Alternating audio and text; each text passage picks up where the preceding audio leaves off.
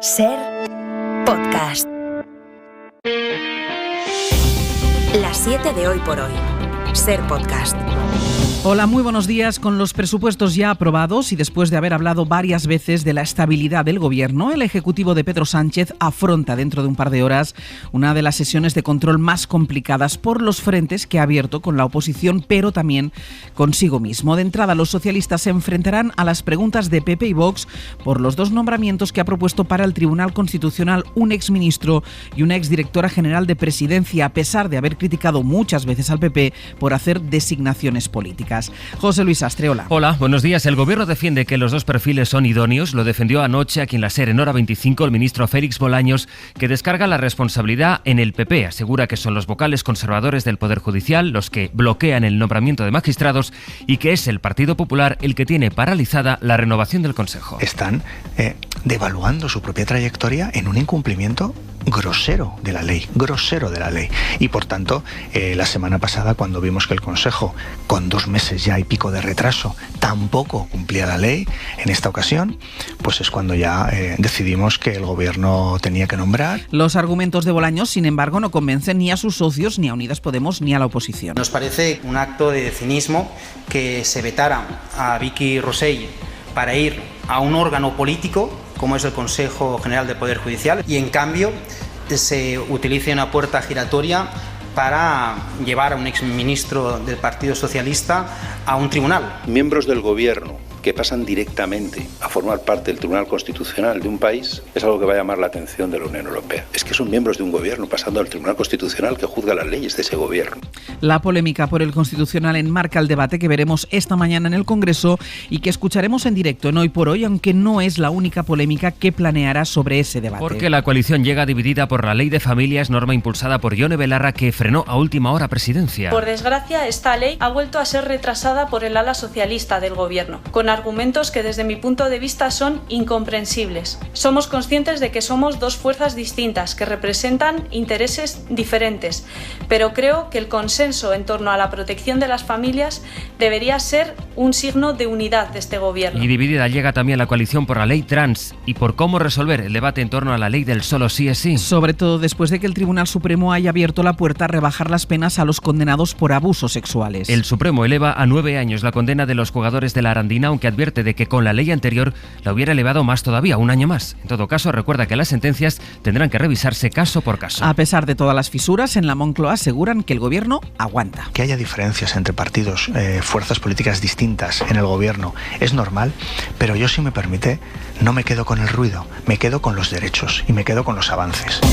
La mañana va a empezar en el Congreso con todas las polémicas que señalan al gobierno, pero va a culminar con una polémica más que desde hace una semana señala en particular al ministro del Interior. Fernando Grande Marlaska comparece en la Cámara para explicar la actuación policial durante el salto a la valla de Melilla del 24 de junio, donde murieron al menos 23 personas, 77 siguen desaparecidas. Un reportaje que publica El País junto a otros medios internacionales reconstruye los hechos y apunta con testimonios de supervivientes, de policías marroquíes, que hubo al menos un migrante muerto en territorio español, a pesar de que el ministro lo negó en su momento. No fue hasta la semana pasada que un grupo de diputados pudo ver a puerta cerrada las imágenes del salto a la valla, y después de negarse a comparecer en el Parlamento Europeo, hoy Marlaska se someterá a las preguntas de la oposición y de sus socios. Javier Bañuelos. Sí, solo han pasado 2 meses desde su última comparecencia. Desde entonces el ministro del Interior mantiene su versión, pero ha ido modulando el lenguaje. Primero negó que hubiese muertos en suelo español, pero después utilizó otra expresión. Que ningún hecho trágico ha acontecido el 24 de junio en territorio nacional. Ningún hecho trágico en suelo español, aunque el ministro del Interior no siempre lo ha llamado así. Primero etiquetó la zona de la Avalancha como tierra de nadie, pero esa tierra de nadie pasó a llamarse zona operacional conjunta con Marruecos. Interior recurrió a esa expresión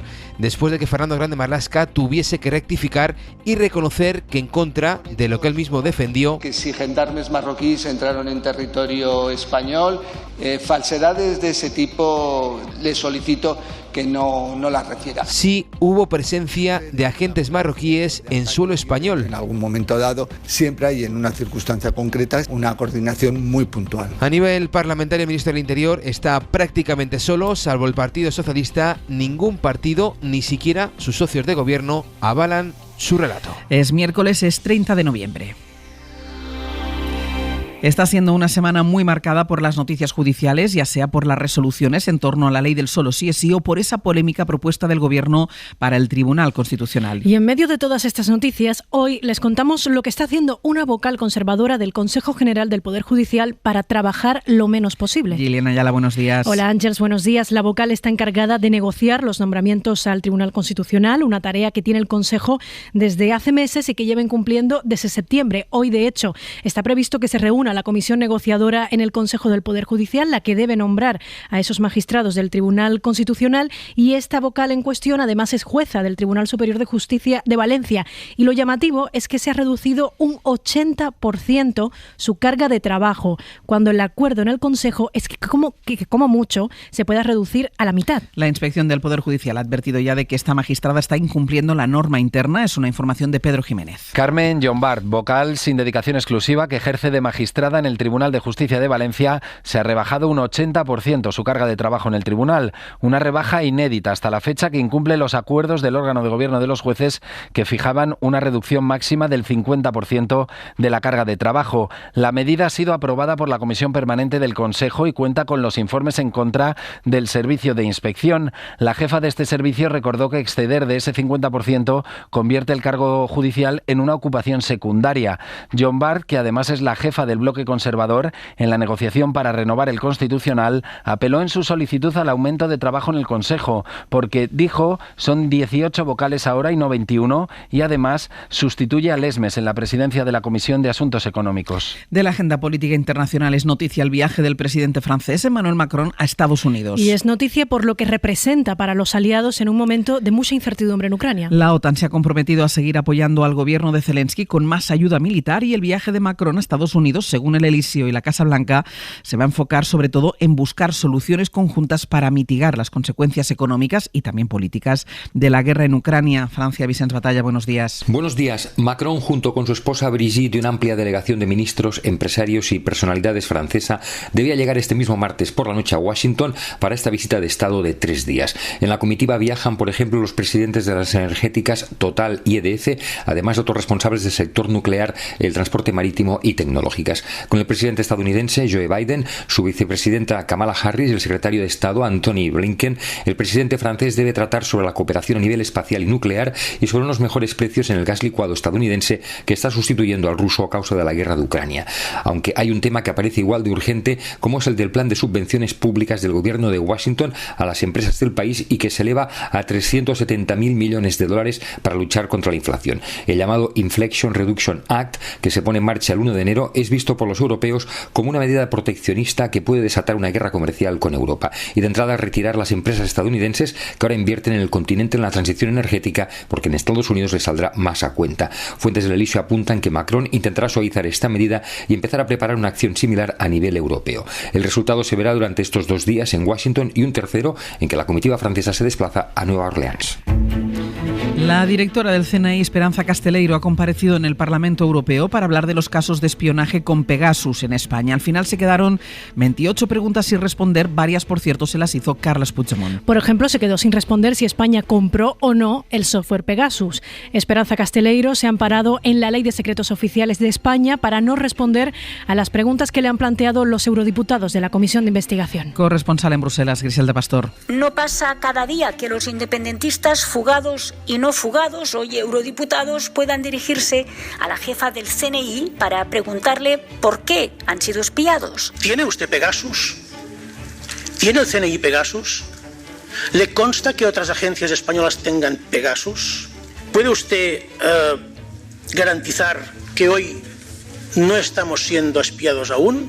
Es Carles Puigdemont desde su escaño europeo, miembro de la Comisión Pegasus y afectado por las escuchas que han generado esta comisión de investigación europarlamentaria en la que las preguntas, muchas, hasta 28, no han obtenido respuesta, ya que Esperanza Casteleiro, la responsable del CNI, ha desglosado cómo funciona el centro, pero rechazado responder a los eurodiputados, asegurando que solo puede hablar ante la Comisión Española de Secretos Oficiales.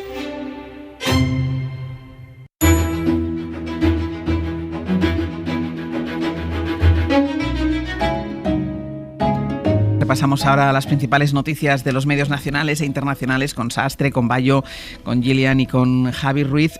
Vamos a empezar por la prensa nacional, por los titulares de la prensa nacional, porque hoy es un día muy marcado en lo político.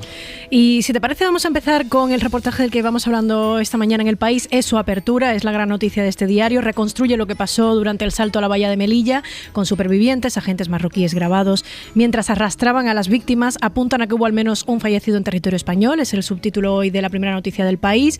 Abdul, de 22 años, Ibrahim, de 27, Ismail, de 19, Abdou, de 20 y Youset, de 25, cuentan lo que vieron. Nos obligaron a caminar sobre los cuerpos en el suelo. Los heridos fueron trasladados en autobuses a ciudades lejos de la frontera. El reportaje completo lo tienen en El País y también en ese diario sobre la polémica por los nombramientos del Gobierno al Tribunal Constitucional. Dice en su titular: el Constitucional apremia ahora al Poder Judicial a nombrar ya a sus magistrados. ABC dice: el Constitucional se resiste a aceptar las maniobras de Sánchez para contarlo. Titular del Mundo: hoy Sánchez monta un TC obediente, dice, y agrava la crisis institucional. En El Confidencial leemos que el Partido Popular apela a Bruselas para tumbar a Marlaska por la tragedia de Melilla.